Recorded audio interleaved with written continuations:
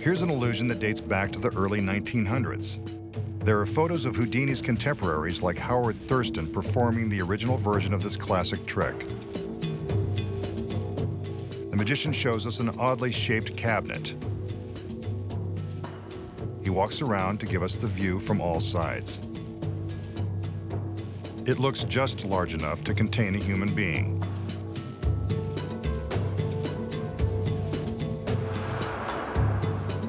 The magician calls in his beautiful assistants, and one of them hands him a very sharp steel blade. Seems solid enough. Now for another. Smaller, but just as sharp, solid, and menacing.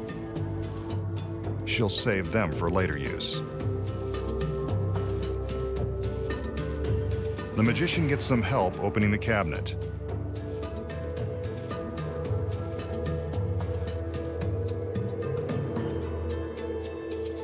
We can pretty much imagine what's going to happen next.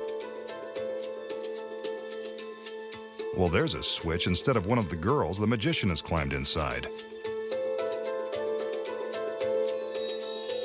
An assistant secures his neck with a steel strap. Next, a metal bar is lowered and 2 steel plates secure his legs. They really don't want him to escape.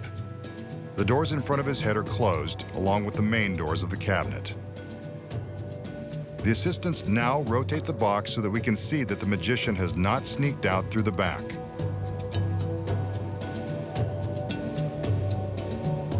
Next, the girl with the sharp blade slides the smaller one into the cabinet at neck height, separating the magician's head from the rest of his body.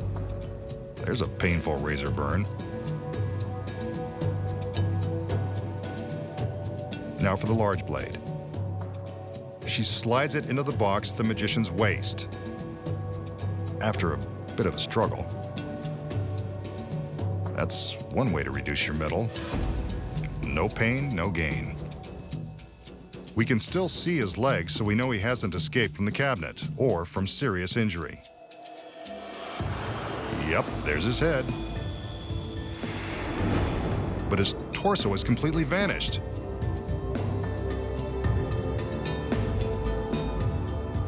The girls open the doors on each side, and now the back. Gone.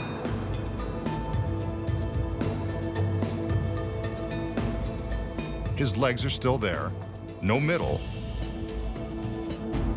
Then his head. Looks like only part of him got out in time. But where did he go? And is the rest coming back? The doors are closed back up again so we don't have to look at this ghoulish mess.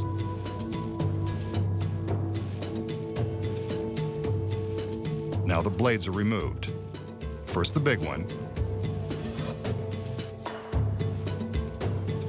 then the one at his neck. She's good at this. The cabinet goes for another spin so we can see that there is nothing tricky going on in the back. Let's look inside.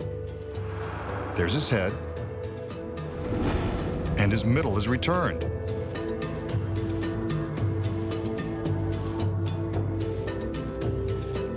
The metal fasteners are removed and the magician steps out. Still alive and showing no ill effects. Just like magic. But you know there's a secret.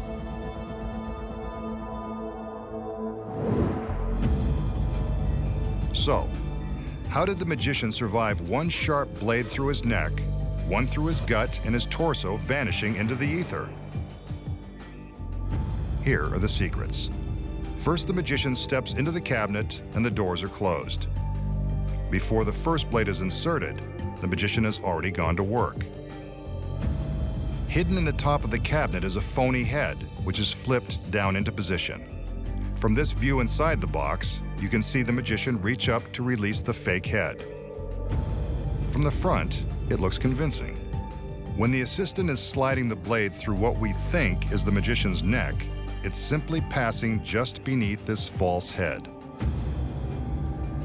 Next, we see the girl slide the large blade through the magician's waist. Hidden inside the box is a secret seat that is attached to the back of the cabinet and painted black so it can't be seen from the front. When the doors are closed, the magician sits down on this seat and bends forward, allowing the blade to safely pass just above him. From this angle, we can see that the blade never touches the magician. From the front, it appears as though he's still standing in place because his legs never move. The next secret is that the area above the metal plates is masked by sections of fake pant legs. He flips these into place to disguise the empty space and make it appear as though we are seeing his legs as though he were still standing. Here is the action with the cabinet doors open. The magician sits down on the concealed seat, flips in the fake legs, flips down the fake head, and bends forward to make room for the large blade. The girls reveal the head and then open the doors to show that his body has mysteriously vanished. In order to make it look like the magician is reassembled, the assistant first removes the blades, allowing room for him to sit up, hide the fake legs, flip the phony head back into its compartment, and stand up in preparation for his appearance. An updated version of a classic illusion, and now you know how it's done.